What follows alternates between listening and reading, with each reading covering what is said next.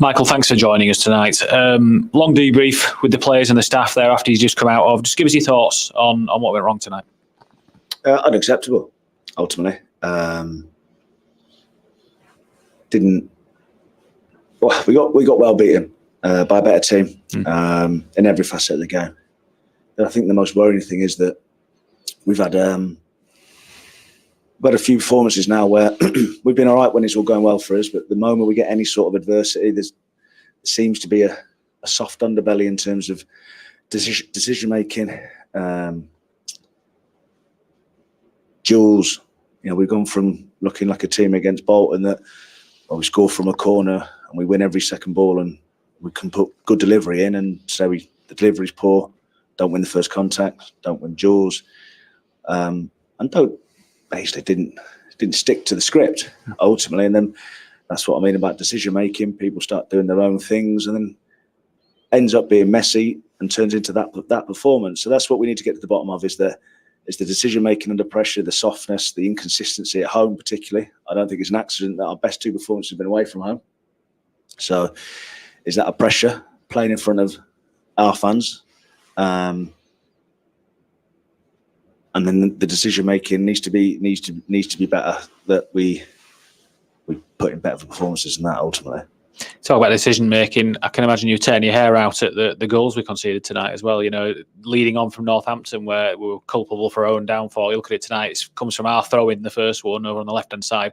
Second one's in the final seconds of added time in the first. I mean, you talk about decisions under pressure. Obviously, that's not things we're coaching through the week. That's in the moment, people making decisions on the pitch, and you need them to be better. Well, the first goal, they've got 10 men on the pitch. So we've conceded from our throw in when they've got 10 men.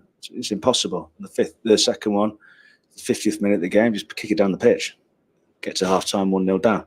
So we need to have a debrief. We've just had quite a long one there, and there needs to be a bit of soul searching, because the only thing that's been consistent is our inconsistency.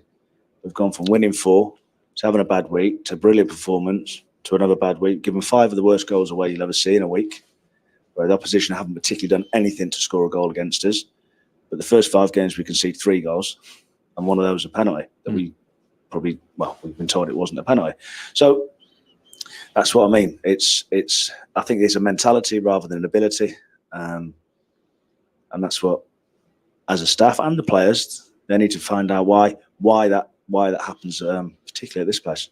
You said to our colleague Paul Ogden outside as well, that's the first time that you've really felt we didn't pose any kind of attacking threat at any point. That momentum that we got perhaps at that point in the second half against Northampton wasn't there. And it isn't for a lack of trying to change things. We played 3 different formations in the game. We made all the substitutions we could.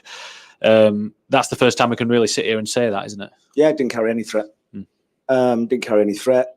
Didn't like get back in the game. They played through us too easy, particularly in the first half, because people didn't do what was asked of them. Gaps between the back and the front of the team were massive. We're quite happy to let them have the ball in a certain area of the pitch, but again, a little bit of pressure. People go off on 1s and 2s, and get played through.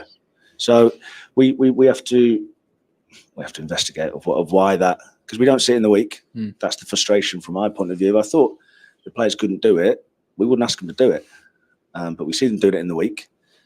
And then the lights come on, so to speak, and at certain moments we've gone under a little bit. You just said outside again, you still believe in the ability of these players because we've seen it in matches, you see it through the week. It feels like this is the hardest thing to perhaps replicate for you and the coaches in the week, to replicate the pressure of the expectation of going out and wanting to win a game in front of a set of people. It's very hard to replicate on the training ground. How do you think get to the bottom of that? It's a mentality. I don't think it's an ability. Like you said, you can't win every duel against a team at Bolton who won 5-2 at the weekend, and then not win a tackle today.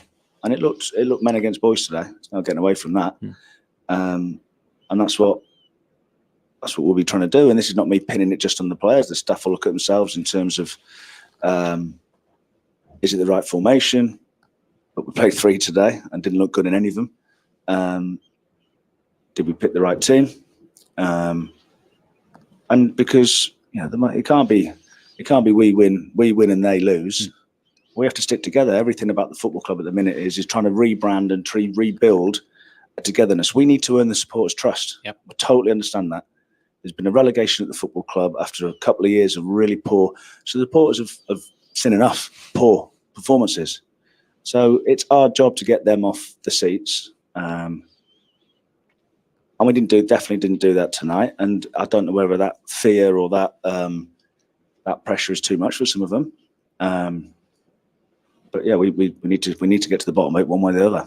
Between you and the coaches, Mike, you've got 3 days now until we have to travel down south for the game at Reading early Saturday morning.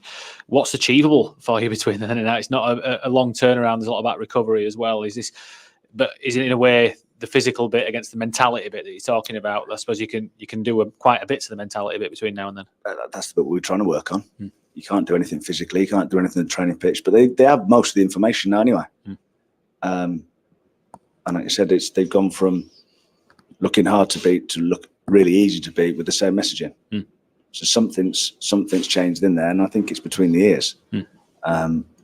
So it's discovering what it is, because we've got to stick together. You've got to work hard together, and everyone's got to come together. And 7 games into the season, but it's we felt like the best team in the world to the worst team in the world to the best team in the world to the worst team in the world, and we're 7 games in. So it's like I said, the only thing that's been consistent is the inconsistency. So we need to try and iron that out without turning on each other and outing each other and all that sort of stuff, because that gets you nowhere. That ends up with what happened last year. I think everyone saw that anyway at the football club. Well, that's prior my time. So it's trying to stay positive in moments like this is really difficult, particularly when you just watch that performance. Togetherness is important at this point, but is this where individuals can stand up and be counted and make an impact? And it's perhaps what you need now at this point. We look at people who have down games, which happen in football, and step up and puff the chest out and show what they're made of in the next game. You probably need a bit of that as well as the togetherness at the moment. Yeah, it's a quiet group. There's no getting away from that. And you don't have to be, sometimes people mistake leadership for ranting and raving and, people headbutting the walls before they go out and things like that. That's, real leadership is guiding people, showing people and helping people through tough moments. So they're the conversations that we'll be having, particularly with some of the senior ones, because they know what a real dressing room looks like. They know what a real team looks like and how those behaviours all the time, every day. And then it doesn't matter what the pressure is, whether you're at home, whether you're away, whether the referee's with you, whether the referee's not with you. This is what we do because you're a product of your environment. And at the minute, that's the Jekyll and Hyde bit, is that the training intensity, quality isn't being mirrored on a Saturday. So we need to get to the bottom of that. Michael, really appreciate your time. Thanks for joining us.